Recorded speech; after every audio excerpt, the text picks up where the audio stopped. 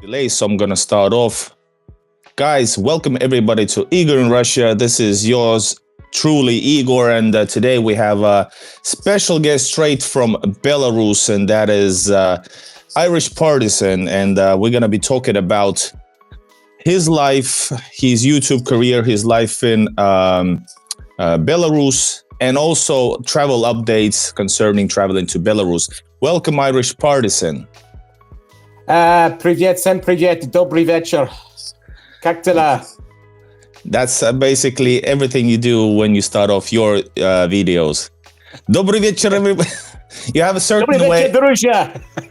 You have a certain way to how you started off. I don't know. Do your subscribers know what you're saying? I don't know. Have you ever explained people what you're saying for non-Russian speaking? Yeah, I have. This is an important thing because when you have an international channel like ourselves, obviously there's going to be the language barrier.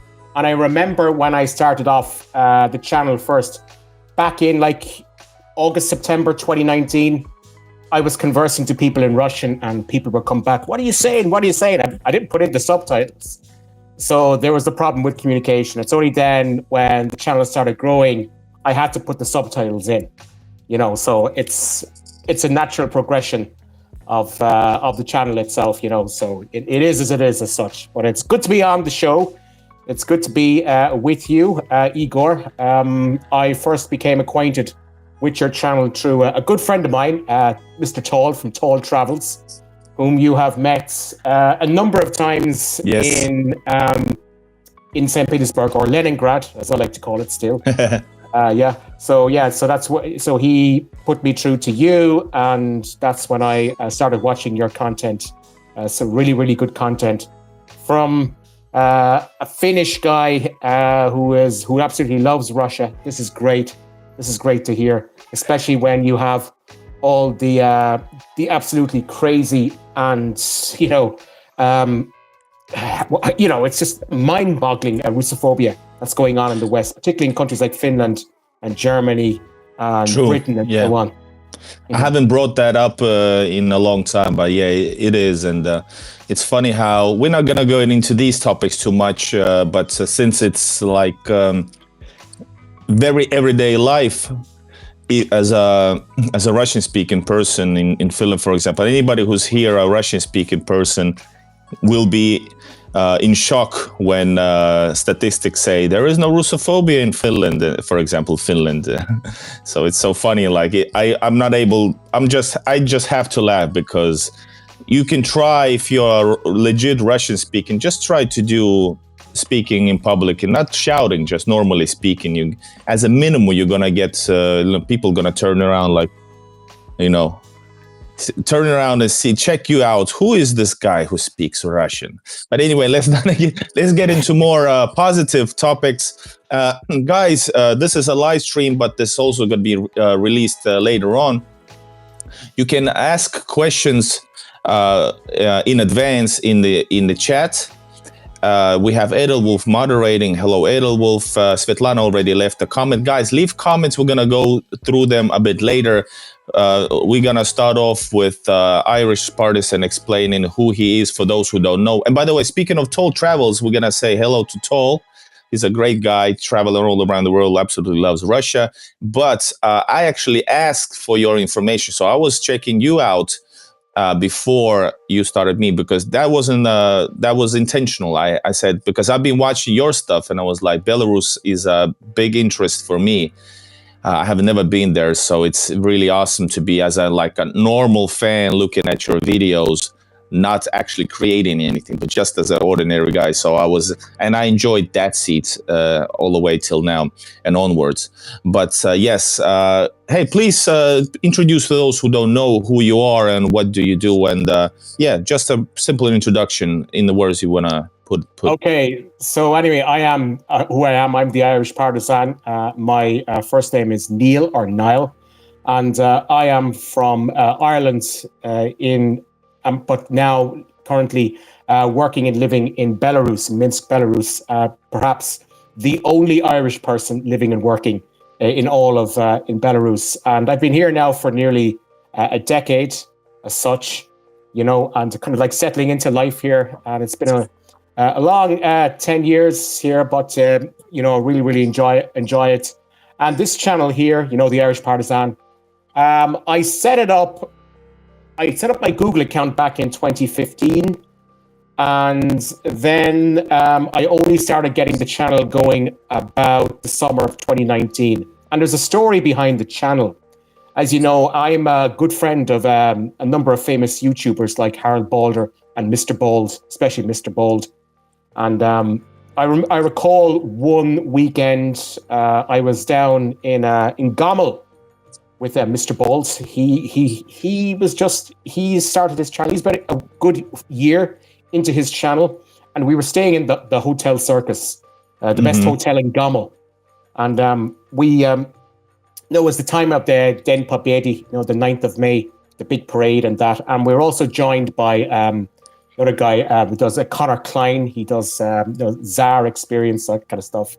I was mates with him, then back in 2019, but Mr. Bald, we were sat down in the restaurant that night, and Mr. Bald said to me, why don't you set up a YouTube channel like what I'm doing? I'm starting to become successful, blah, blah, blah. You've been living in Belarus, so document your life about Belarus. Who said that? Sorry, Harold or Bald? No, Mr. Bald. Bankrupt. Mr. Bald, yeah, Bald and bankrupt. But Harold had been saying it to me about 2 or 3 years earlier.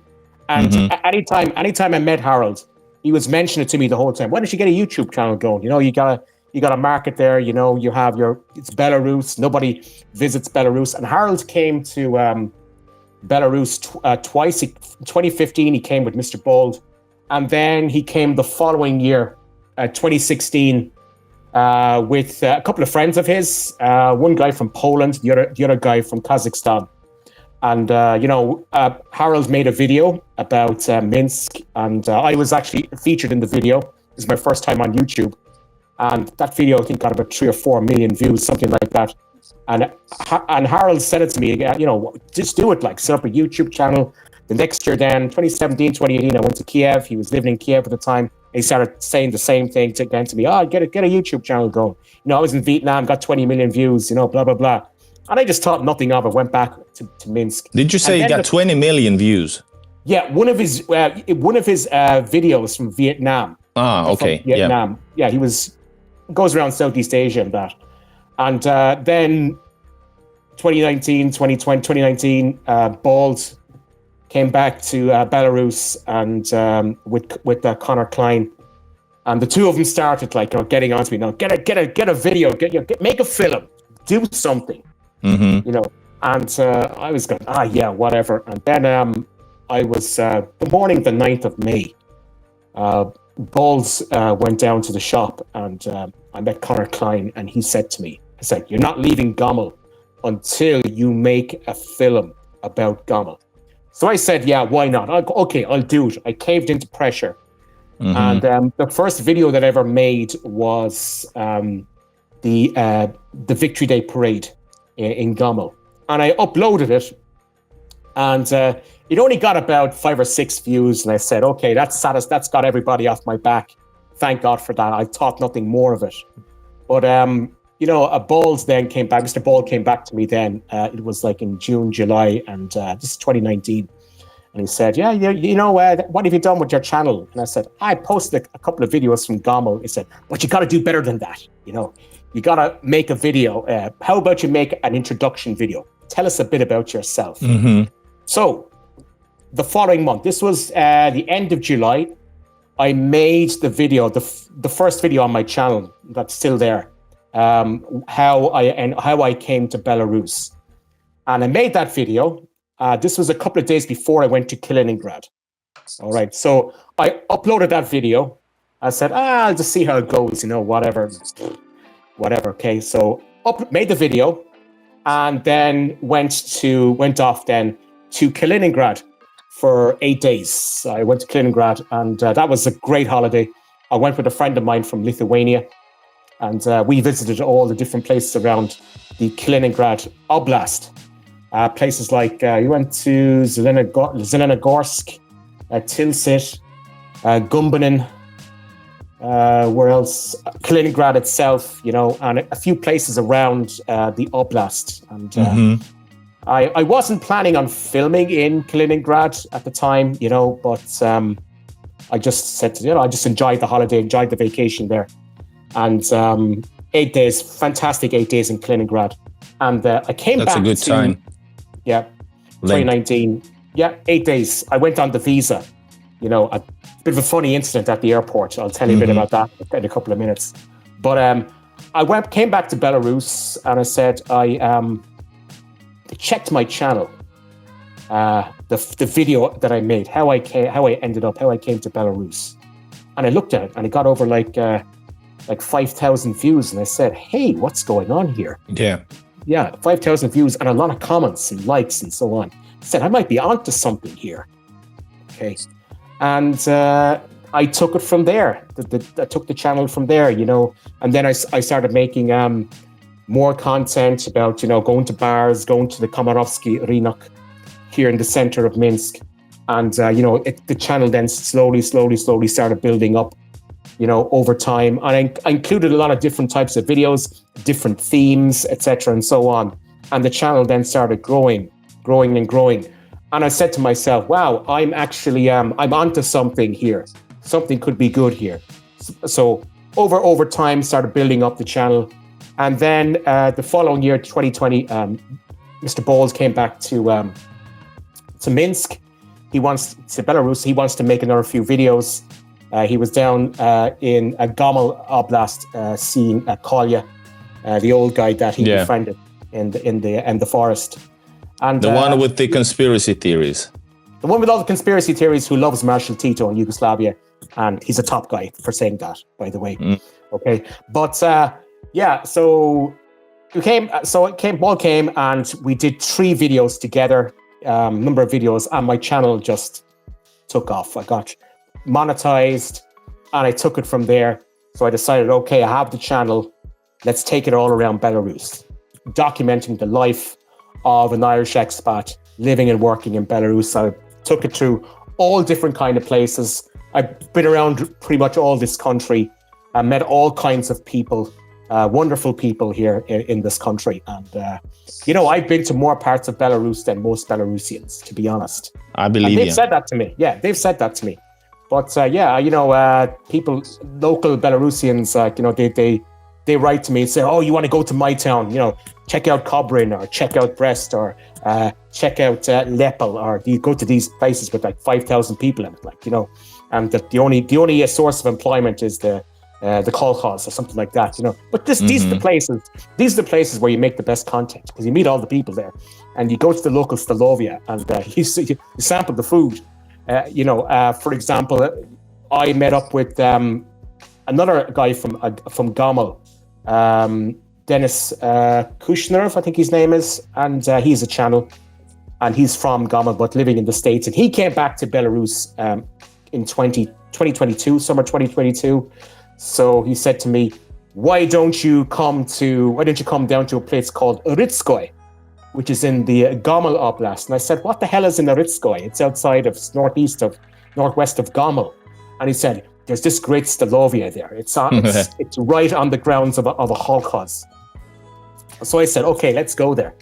And we went. I did a food o'clock there, and I'll tell you this thing: it was the best food o'clock I ever did and I ever had.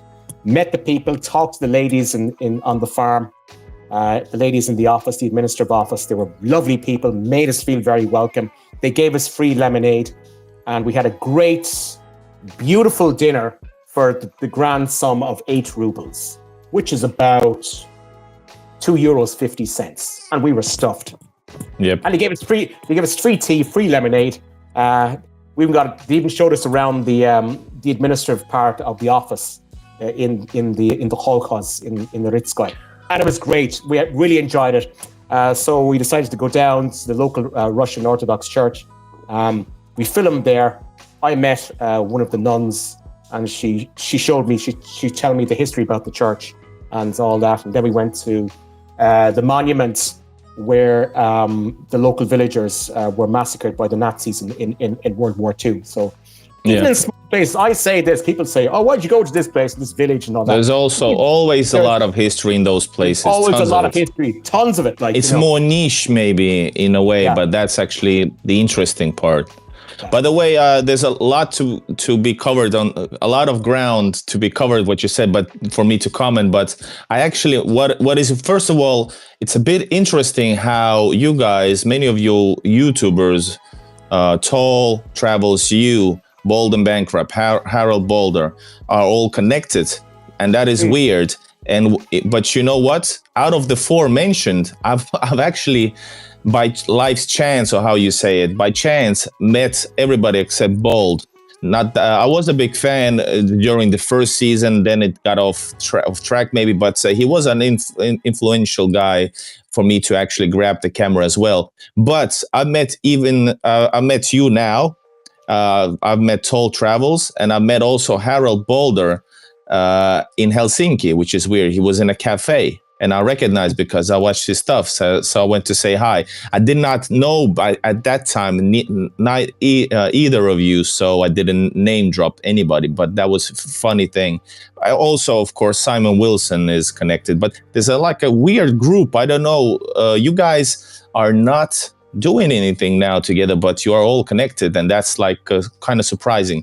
And another thing, I also started my YouTube channel in like around 19. Well, my YouTube channel is older, but I started filming Russia in 19, and it also was connected to Victory Day. That was the Victory Day week that I decided to actually go for a longer period to my favorite St. Petersburg and see for the first time Victory Day and do all the stuff. So there's lots of little similarities. And also, by the way, oh my God, there was one thing that you mentioned, but I forgot. There was, like I said, a lot of ground to be covered. There's a lot of questions coming in right now, and we need to get going. But before I forget, let's do some questions. Otherwise, I'm sure I will forget. First of all, hello, comrade partisan. Says Svetlana, many comrades here in Russia are of opinion that life is better for the working class in Belarus than here in Russia. What makes their life better there? And thank you. And other questions she has also. Well, I'm going to get to that in a bit. Okay, all right. Well, and sure to answer because we have limited time and lots of to cover. Well, the short end of it is that unlike in, say, Russia and in Ukraine and other ex-Soviet states, Belarus kept the social state of the USSR. It kept its universal healthcare system. It kept its state-owned enterprises, which guaranteed workers employment and benefits. It kept its education system and all the social security trappings of the USSR. And because of this, Belarus is very self-sufficient when it comes not only to food, but also to light industry as well. This country produces its own tractors. It produces its own, for example, household items, refrigerators, toasters, microwave ovens, washing machines, everything you can think of, even like tractors, laptops, tractors, cars, lorries, you name it. So Belarus kept, it's the Soviet infrastructure, and that's why Belarus is called the social state. So this is why Belarusian working class, they have a lot of benefits. They get a lot of benefits from the state. If a woman goes on maternity leave, it's 3 years. Wow. If a couple have 3 children, they get subsidized housing. I think something like 70 or 80% discount on the price of a house. So a lot of things are provided here. I hazard to say, even the healthcare system here is excellent. I've been through state hospitals, state polyclinics, and I would say it's actually on a par with many countries in Central Europe and also with the Baltics as well, which are in the EU. So, these little things actually count. And I know that if I fall ill, I can just go to a doctor and get treated, whereas if it's back home in Ireland, you could be waiting for like 20 or 24 hours in accident emergency before you're seen by a doctor. Here, you're seen within about 10, 15, 20 minutes. Maximum. That's amazing. So that's the difference between Belarus and Russia. Belarus kept the social state, the social security, the housing, education, healthcare, pensions, social welfare, everything like that. So, and you also have, for example, sanatoria as well, state-run. So the state is more involved in the economy here. And if you have a state-run economy, more or less, it's run for the benefit of the people, more or less. That's what. Great answer. But in short, you might assume that working class is better than in Russia, even though a lot of those things, when you said that, I know that in Russia are on a similar level or on the same, I don't know, better or worse, but around there, meaning like healthcare system and stuff. But I'm not saying it's perfect here. Obviously, this place has its faults like everywhere else. But from what I've seen here and what I've seen in Russia, there is a notable difference. The places are, the environment's a lot cleaner. It's safer. You see, for example, police on the beat in the local neighborhoods. So you do feel like secure here. Yeah. Shelley said, by the way, oh my God, I was wondering where this Irishman was. I'm glad he's still living successfully in Belarus. He puts Belarus on the map for us to see. And Svetlana, Irish partisan's name is Neil. You missed it. Yes. And guys, keep the comments coming. Grassy Knoll, is Belarus connected to Russia? Well, they have a state union, so it's in that way connected. State. Yeah. Yes. And me physically connected. Yes, there's a physical connection, and we're going to get into that concerning traveling in the late of this interview. All right. Hey, when did you mention in that long but very interesting answer about when, why, and how did you move to Belarus? Yeah. Did you say that? I mentioned in the video, that the first very video I made, the reason why I made the video, another reason was because I was pestered by people. How did you come here? Why did you end up here? Yep. Because they say, no, people usually, they go from east to west, not west to east. I went in the opposite direction. And people ask me, well, how the hell did you end up here? So that's why I made that video, how I ended up in Belarus. But shortly in this over here, how did you get there actually? Okay, how did I get here? Well... And why? Okay, short end of it is that... Sure, yeah. I went to university with a guy from Belarus, from Minsk, and he said, before he was leaving to go back home, why did you come and visit Belarus? And I said, well, maybe someday, And my impression of Belarus is tractors, because we have Belarus tractors in Ireland as well. Yep. Because we're agricultural-based economy, So I thought no more of it as such. And then the Ice Hockey World Championship came up here in 2014. And I went over there and, I had a great week.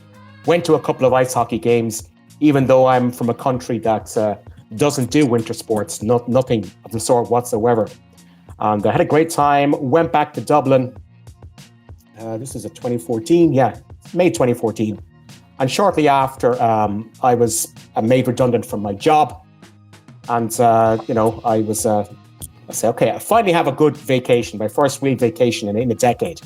So why not, just chill out for a few months, just go wherever it takes me. So I came out to Minsk in late 2014, early 2015, met up with my friend and, and so I was drinking away when the bar and his friend came to me and asked me, oh, what are you doing here? And I said, I'm just here on vacation. He asked me about my life in Dublin, etc. And, I said, what are you doing at the moment? I'm not working at the moment, just taking some time out, from holidays. And he said, hey, there's a company here looking for guys like you, an IT company. And I said, really? And I said, I'm not planning on working here. I'm planning to stop here on vacation. That's it. So he was kind of persuasive about it. I just went home, slept on, got up the following morning, and curiosity got the better of me. Looked it up. I said, wow, why not? Let's apply for it anyway, apply for the job. So I applied for the job. And, next week I went for the interview and they asked me at my place of work, they asked me, when are you going back home? And I said, next week. And I said, okay. I thought no more of it. I'll be going back home, whatever. And then about 2 days later, I was, they offered me the contract. And I rang up my mother and said, hey, guess what? I'm not coming back. Don't call me back. I'm staying here. That's it. Gone 10 years later. I'm still here. So it wasn't like because you clearly, I suspect you're like a Soviet enthusiast now at least, but you weren't then, right? So it wasn't like, or did it play a part? It did certainly play a part. You know, at the time I was more enthusiastic about the Balkans, really Yugoslavia, than the USSR. You know, because I spent a lot of time in ex-Yugoslavia, in Serbia, Macedonia as well. Like, you know, so I was there, and yeah, you know, it's kind of like a Soviet enthusiast. You know, the USSR, that kind of thing, and you know, it's just played into it, and everything kicked off from there, more or less, and that's exactly what happened. So yeah, it's been a romance, 10-year romance with the USSR, a life of which I've absolutely enjoyed, to say the least. So have you been enjoying? I guess you are, since you've been there still, or are you trapped? Because for a lot of Western audience, not this one watching here, but the ones who don't know truth about normal life in Russia, Belarus, they would think that you probably just dreaming about escaping you, but I doubt that's the case, since you're enjoying your life there. Yeah, I mean, I can get up and go anytime I want. So I can get on a bus here in Minsk and get the bus to Vilnius, and then I'm back in the West, you know, back in the European Union, you know, the usual thing. Yeah, you know, I can move around this place, to film around different parts of Belarus. As I said, met different people. Now, I don't feel trapped or anything like that at all. You know, I just get on, do my business, and yeah, I've continuously been here for well over 2 years, because it's like, when was the last time I left Belarus? September 2022. I went to Portugal for 2 weeks. Went to Lisbon and the Azores, and I made a couple of videos from there. So yeah, I enjoyed that. That was a nice vacation. So you didn't visit, in the words of, was it the Trump's administration, previous one, that's you didn't enjoy Belarus shores. Remember that moment? Yeah, I'm joking. That was the time when they mentioned that they're gonna put pressure on Belarusian shoreline, something like that. Shoreline, yes. Probably, yeah. You haven't been there. They were probably thinking about Lake Braslav or Minsk More. And probably just not thinking about at all, not knowing geography. All right, but hey, if we're talking about normal person's life, working class, mid class, in general, what's the price? How affordable is Belarus? Like normal daily life things, apartment, food, transportation, restaurants. How is it?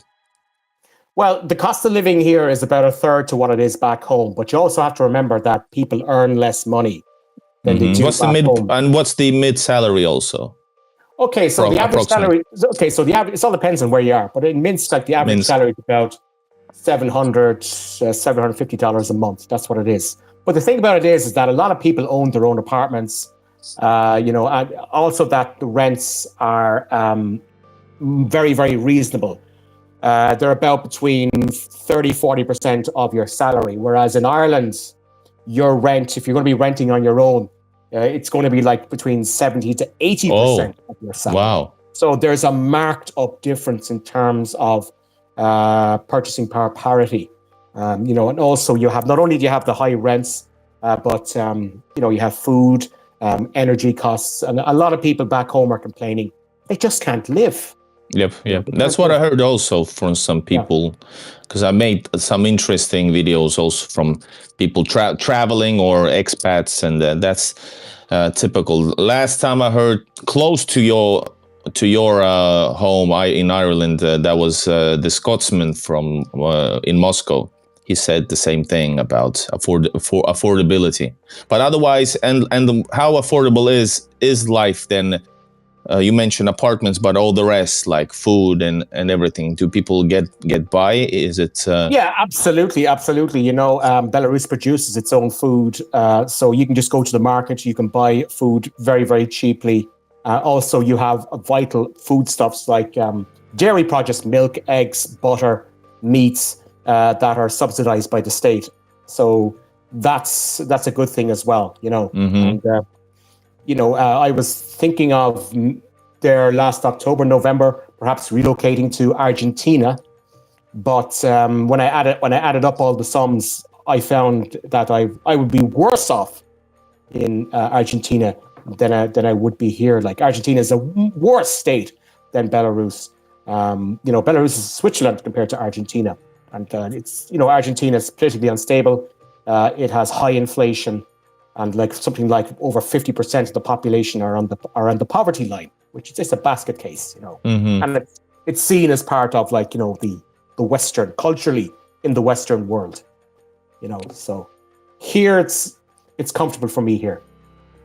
There's a huge movement in the chat asking you to pronounce tomato. We'd say tomato.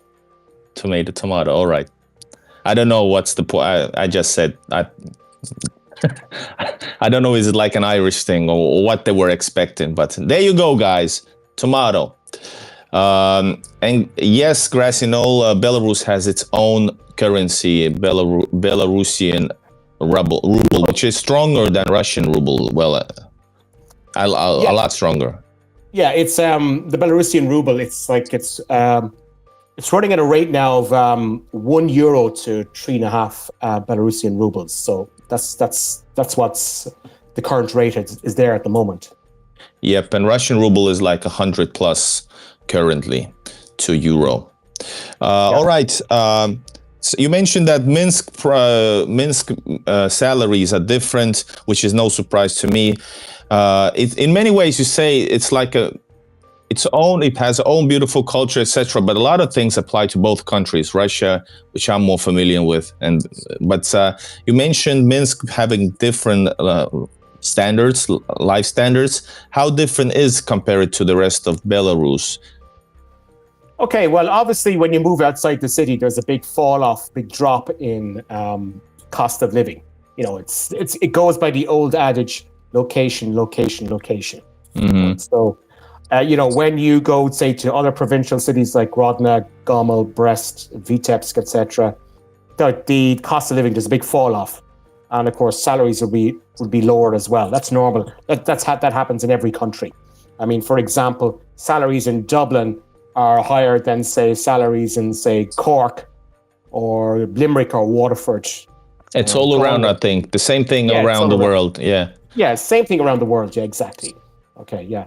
But even if you go to rent an apartment, say, in Gomel or in Brest, whatever, Vitebsk, whatever, you're going to be paying a lot less for rent. And it becomes more... And also salaries, right? Yeah, lesser. Exactly, yeah. Mm-hmm. What's the second city? Is it Brest?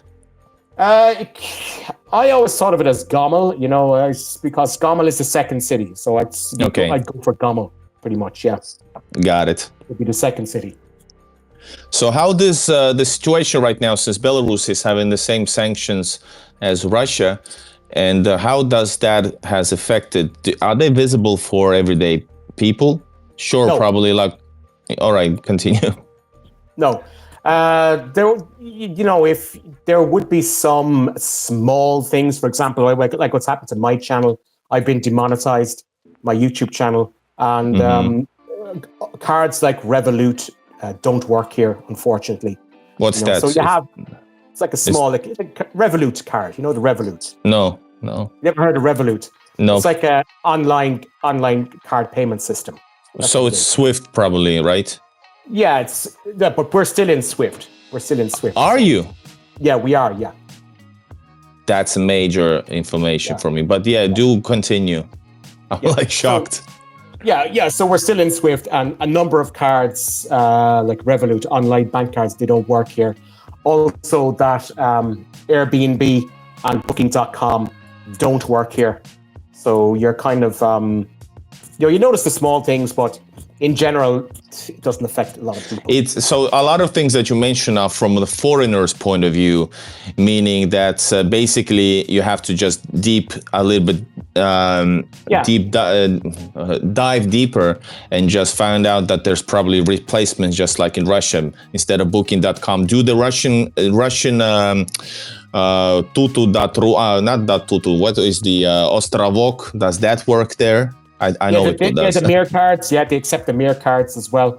Also, as well, if you're traveling to the West, to the European Union, there are no longer trains and no longer flights. So the best thing, the only way you can travel is by minibus or coach to Riga, Vilnius, or indeed Warsaw. Yep. That's it. Okay. And guys, everybody, this is, for those who joining in, this is Irish expat. You are expat, you live there, right? Yeah. Irish expat in Belarus. He's a YouTuber called Irish Partisan, and we have a deep discussion about life there, plus about travel updates concerning Belarus from the west to Belarus, and also, well, I can give you a clue, also from the east to Belarus. That's a new thing. So join in, push like if you want to highlight your comments or just support the channel, use Super Chat. And thanks a lot. There's a lot of chat over there going on. Wonder. A little question. I wonder if it's possible to get in Belarus easily for Russian language course. Yeah, very, very easy. Very, very easy. Just go to Minsk State Linguistic University. There are other universities throughout Belarus, for example, in Baranovichi, Brest, Gomel, that offer Russian language courses, part-time and full-time. These universities, institutions will look after your paperwork. So there are no problems there. Because Belarus is even more, because there's not a lot of YouTubers going to Belarus or giving a deeper view into the country. There's some people just coming in and going out, you know, the basic 1 day, 2 day, that's not enough.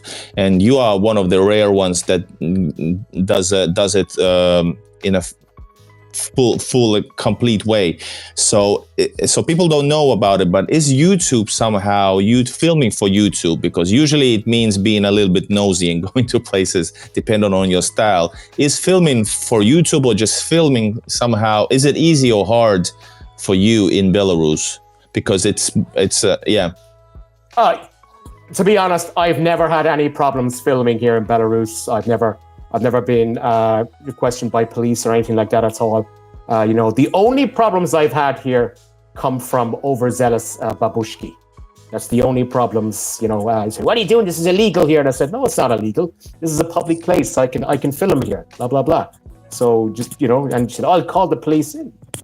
Call the cops. I'm here. I'm waiting. You know. Yeah, you're a resident. Said, yeah, resident. Yeah, and they said that's fine. You can film. No problem. Never had a problem. I've been all around this country. I've been here, there, everywhere. I've been in forests, been in bogs, you name it. I've been all over the place. But nobody seems to have a problem. You know, even in Stolovia, in supermarkets where I filmed. So, you know, nobody said anything.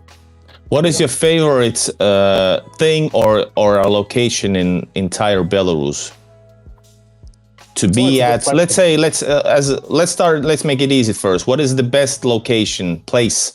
It can be a small or it can be like a bigger, like a whole entire city. You can name however you want it. Well, in terms of nature, I would tell people to go to Belarus Pusha. This is the Belarus Pusha. This is something with white. Something with white. Yeah. Yeah. Belarus Pusha. This is the natural forest reserve in western Belarus that they share with Poland.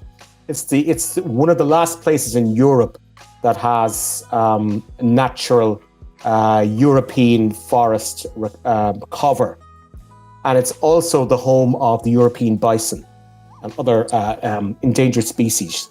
So. Wow. There are a lot of places, you know, in Belarus you can go to.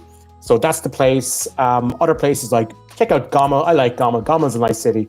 So it kind of resonates with me for some reason. Also as well, Lake Braslav up in the northwest. You know, some beautiful places to visit. Belarus also has Niezvish Castle, Mira Castle. And also this country is full of beautiful churches, especially the Catholic churches in Western Belarus. These were the parts of Belarus that were, for a period of time, were part of Poland, the Polish-Lithuanian Commonwealth, and also the interwar Polish Republic.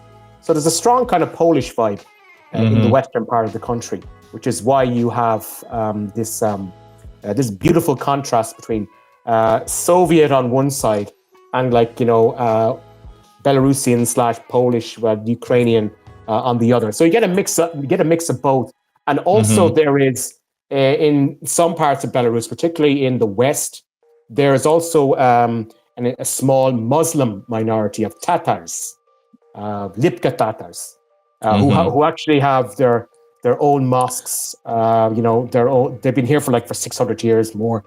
Their own imams, priests, and I actually made a video about one of the mosques in a place called Novogrudok, which is in the near Lida in Grodno Oblast. So I want to go back and film a bit more of these places, to you have the same problem as me. You've been to, for me, St. Petersburg is something that I'm especially very familiar with. So it's hard when somebody asks to name one, usually it continues on and on and on, because after one thing you think about the other one, and it feels like a crime to name only one thing, one location. But what about is the one best thing about Belarus for you? What do you love the most? What I love the most about the country is just its beautiful scenery. It's a beautiful country. When in summertime, it's the best place, one of the best places in the world to be. If only Belarus had a coastline, it would be the best country in the world. But unfortunately, it doesn't. This is the way it is. But in summer, this place just comes alive in the summer. It's a beautiful country. It's green. You have all different kinds of colors, pink, flowers, everything. You have fruit growing on the trees. It's the wheat fields, everything. And that's the best time to visit Belarus is, June and July. These are my favorite months in Belarus. What a shock.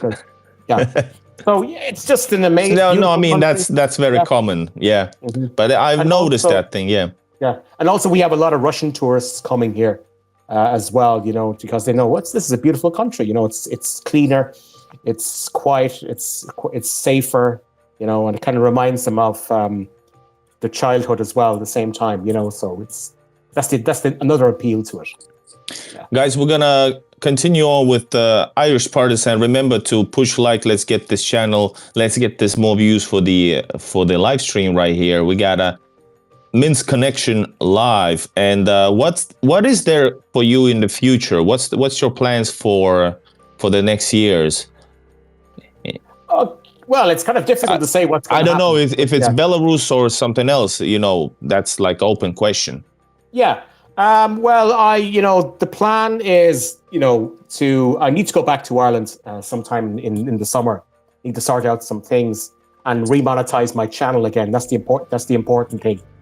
After that, then, I vlog a bit more. This channel is for me, it's like it's a pastime. It's a hobby. Mm-hmm. And also I do plan on eventually doing Yugoslavia, the ex-Yugoslav countries, the 6 republics. That's something that I've been talking about for the last couple of years. That's something that I want to do, And if, for example, if I choose to go full-time on the channel, which I've been thinking about, if, for example, I'm no longer living and working here, it's something that I could knuckle down and do for a year or two. Go full time on the channel, but it's all up in the air. Like these are like distant plans. We don't know what's going to happen from one day to the next. So are you going to move? Is there a chance for you to fully move? Because right now you have a residence permit, but going. Is there need? Of course, there's not possibly there's not even a need for like citizenship or full time moving. But is it an option for you to like move fully or? Yeah, I guess you have an apartment maybe back in Ireland. So me cutting all bridges and like fully live, make it home. Yeah, it is, but a lot of people say that you can, it's good to change scenery every now and again, to move from different places to places and have a bit of variation in your life. We'll just see what happens, but. I don't plan on, jettisoning the channel anytime soon. Just keep having it and see how it goes, see how it happens. God forbid if anything happens to my work in the morning, whatever. I always have this channel to fall back on, and to go full time on it if I wanted to. But it's right now it's more or less it's like a hobby. It's a pastime.